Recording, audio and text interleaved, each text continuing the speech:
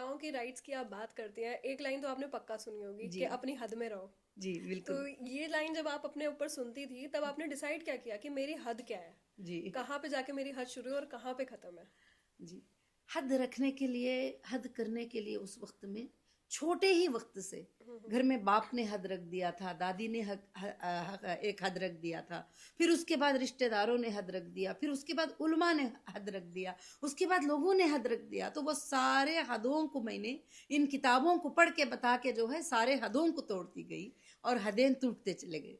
जी। तो अगर आप अब अपने आप को देखें 16 साल की नोएरा, तो अपने आप को आप एक क्या किस तरीके से देखेंगी, क्या मैसेज देंगी और क्या उसे बताने वाली हैं कि क्या स्ट्रगल आने वाली है आगे? आगे भी जो है ना, आज जो अर्बन सिटीज है उसके अंदर थोड़े लड़कियां पढ़ी लिखी हैं, बहुत सारे मालूमात है, मगर आज भी विलेजेस में करीब करीब वही हालत 50% लोगों के उस तरह के हैं। पूरे मैं नहीं बता सकती, 50% लोगों के वही हालात हैं। और खरियों में, विलेजों में जो है आज भी बच्चियों के और महिलाओं के ऐसे ही हालात हैं जिनको कुछ भी नहीं मालूम, ना उनके राइट्स मालूम है, ना उनको कुछ पता ही नहीं है कि उनके क्या राइट्स होते हैं।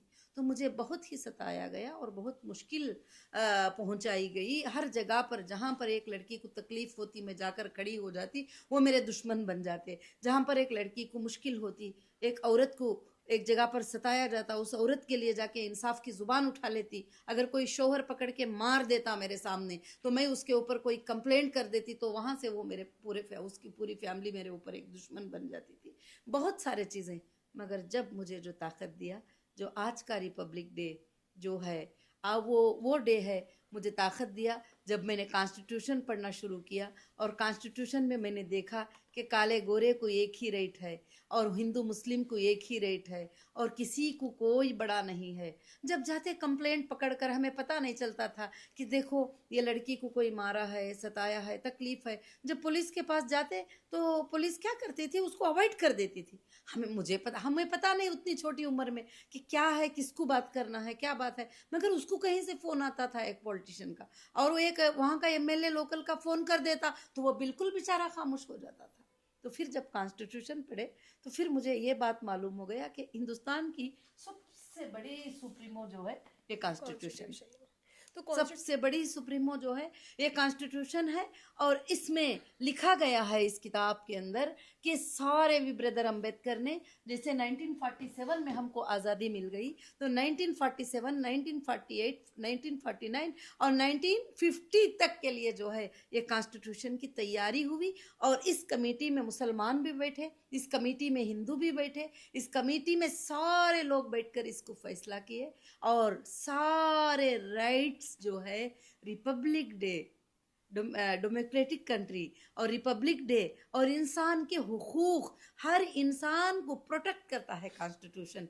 ये मैंने देखा और ये मैंने सीखा। और जब से मैंने इस बात के ऊपर बहस भी करना शुरू किया कि वहाँ पर जब जाते तो वहाँ पर एक एमएलए का फ़ोन आ जाता तो फिर ये रोक देते, तो हम कॉन्स्टिट्यूशन को सुनाते थे उनको, इसमें ये एक्ट में तुम ऐसा नहीं कर सकते, ये एक्ट ऐसा है। तो आज हमें ये बात पता होना चाहिए कि आज का दिन बहुत ही बड़ा प्यारा दिन है, बहुत ही बड़ा अच्छा दिन है कि आज का दिन हिंदुस्तान की आज़ादी बनी गई ये दिन है। आज का दिन हिंदुस्तान की आज़ादी के लिए एक कानून को बनाकर एक हाथ में लोगों के रख दिया।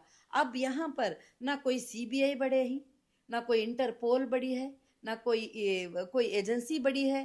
कोई भी दुनिया की एजेंसी हो, कोई दुनिया का कितना बड़ा पॉलिटिशियन इंडिया का हो, यहाँ तक के प्रेसिडेंट भी इसको फॉलो करना, कॉन्स्टिट्यूशन को बहुत ही बड़ा ज़रूरी है। जजेस को इसको फॉलो करना है और प्रेसिडेंट को इसको फॉलो करना है। सारे लोगों को इसकी बाउंड्री में रहना है। मगर पूरे लोग इस बाउंड्री में रहना है तो कुछ लोगों को तो कॉन्स्टिट्यूशन के बारे में पता भी नहीं है। इसीलिए अब एक बहुत बड़ी टीम तैयार हो रही है कि constitution awareness program total India में कैसे चलाएं, बच्चों को स्कूल में और कॉलेजेस में ये बताएं। उनको ये मालूम है कि कॉन्स्टिट्यूशन है, उनको ये मालूम है कि रिपब्लिक डे 26 जनवरी है, और उनको ये मालूम है कि उस दिन झंडा लहराया जाता है। और मगर तुम किसी भी नेता को जाकर पूछ लो कि कॉन्स्टिट्यूशन में क्या लिखा हुआ है, वो उनको नहीं पता। बिल्कुल। अगर पढ़ लें, अमल कर लें तो इससे बेहतर कुछ नहीं है। सबके लिए इंसाफ, सबके लिए अच्छा। और कोर्ट को भी इसमें क्या लिखा है कि दोनों तरफ से भी सुनना जरूरी है, बिल्कुल। दोनों तरफ से भी सुनना जरूरी है।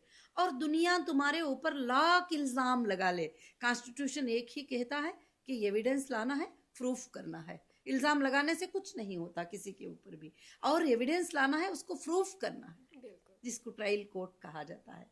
और ट्रायल कोर्ट क्या है, कॉन्स्टिट्यूशन में लिखा है। हाई कोर्ट क्या है, कॉन्स्टिट्यूशन में लिखा है। सुप्रीम कोर्ट को क्या करना है, कॉन्स्टिट्यूशन में लिखा है। किसके क्या राइट्स हैं, किसके क्या हुदूद है, सबको लिखा है। मगर कॉमन मैन को सबसे ज्यादा पावर दिया कि कॉमन मैन सबसे फाइट कर सकता है।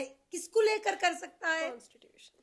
जी, सबको लेकर, सब पे फाइट कर सकता है। कॉन्स्टिट्यूशन को लेकर फाइट कर सकता है कि कॉन्स्टिट्यूशन में ऐसे लिखा है, तो सबके सर झुक जाते हैं वहां पे। फिर उसके बाद कोई बात आगे नहीं आती। अगर कॉन्स्टिट्यूशन नहीं तो कुछ भी नहीं। कुछ भी नहीं। हाँ, काफी बिल पास हुए, मगर लोगों के अच्छाई के लिए पास हुए। अब जैसे महिलाओं की बिल पास हुई, 33% रिजर्वेशन बिल पास हुई। अब इसको इम्प्लीमेंट कौन करना है, महिलाएं करना है। महिलाएं आगे आना है, हिस्सा लेना है। अभी आपको भी पता होगा कि अब काफी लड़कियां, यंग लड़कियां भी जो है पॉलिटिक्स में आ रहे हैं, बिल्कुल। और हर लोकसभा जगह में जा आ रहे हैं, राज्यसभा में आ रहे हैं, और हर जगह पर जो है लड़कियों को जो है काफी एक ये हो जाती है। तो इस तरह से इसमें मर्द औरत को एक हुकूक है, बराबरी दी काले जाती गोरे को बराबरी का हुकूक है। किसी को ना ज्यादती है, किसी को ना कमी है। मियाँ बीवी के हुकूक भी, दोनों के भी कोई जो भी है, नहीं, कोई भी ये नहीं है, सब एक है कॉन्स्टिट्यूशन में। तो कॉन्स्टिट्यूशन सबसे ज्यादा बेहतर है।